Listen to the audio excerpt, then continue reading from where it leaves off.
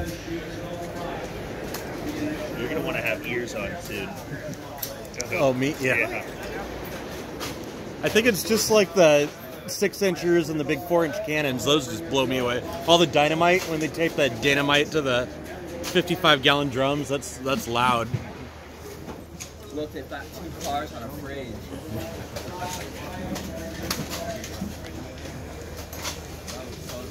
Lock and load. Look, there's the miniguns right over there. This is Saturday morning. The first time they're going hot at the 2021 final Knob Creek machine gun shoot. Saturday at 9 in the morning. We just got done doing a prayer, and we did the Pledge of Allegiance and going hot. Full auto 50s and everything.